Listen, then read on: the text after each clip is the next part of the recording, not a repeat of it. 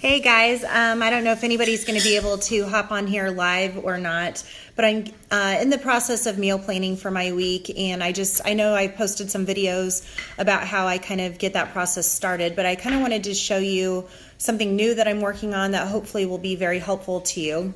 Let me show you my meal plan for the week, first of all. Okay, so here it is. And as I said in my first video, I only plan for 5 days out of the 7 because I never know how many leftovers I'm going to have. And so I kind of leave those last 2 days open based on what we still have left in the fridge. I'm really big on not wasting food. And so I want to make sure that we eat up everything that we had purchased the week before. So I just kind of leave it open, and sometimes it's very hodgepodge those last couple of days. But I look at kind of what we have going on in the week, and then I kind of plan around what days I'm actually able to cook and so on and so forth. So what I did is I kind of planned out each day. So like, for example, tomorrow I'm going to have waffles and a piece of fruit, and then I'm going to have my Shakeology with my 2 teaspoons of peanut butter in it. For lunch, I'm going to have some Sloppy Joes and some fruit. For snack, I'm going to have some veggies and some guacamole. And then for dinner tomorrow night, we're going to have mini meatloaves, mashed potatoes, and green beans. And as you can see, meal planning is really messy. You can see I've crossed out a bunch of things. I've had to rearrange some things. And I've been doing this for almost a year now. I was able to do this whole meal plan in probably about 10 or 15 minutes. My first time making a meal plan, it used to take me like an hour or two to get a whole week's worth of plans, just because I hadn't that's not how I used to eat. I never thought about everything I was going to put in my mouth before I put it in my mouth, and that was the problem. I would just kind of think, oh, it's not that many calories, or oh, it's not that bad, and then I wouldn't make good choices.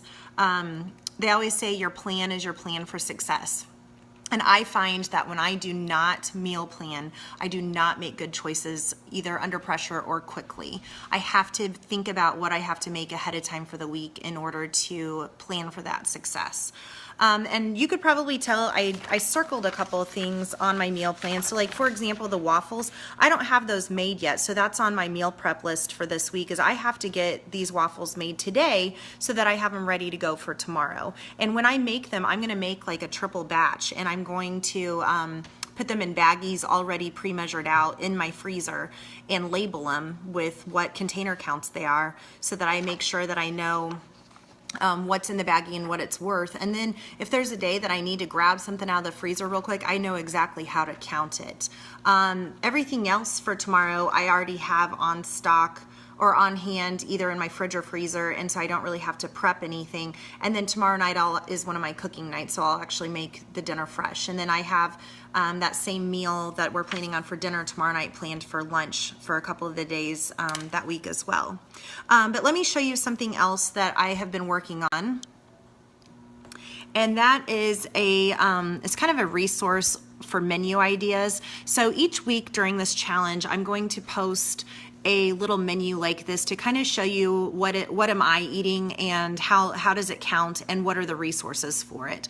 So for example, for breakfast this week, I'm having either Shakeology or the Greek yogurt waffles, or hard-boiled eggs, or 4 slices of turkey bacon. And you can see that I've hyperlinked the Greek yogurt waffles to the actual recipe. So if it's something you want to try out, you can feel free to try that out as well. For lunches all week, I'm either having orzo and broccoli, which orzo is a type of pasta. It's similar in texture to rice. I made a bunch of that a couple weeks ago and put them in little baggies in the yellow containers, and so it's all ready to go. And then I'm either having that or leftovers of my dinners. For snacks this week, I'm having either apples and peanut butter with, or vegetables and guac, or fruit and cottage cheese, and I put how I'm counting it in my containers. And then dinners this week are gonna be mini meatloaves, and then I need to also put sides on here because it's gonna be mini meatloaves with smashed potatoes and green beans, barbecue turkey joes with carrots and hummus, and then we're just having lasagna. I'm not gonna do any sides for lasagna, but you could do like a side salad or something like that if you want.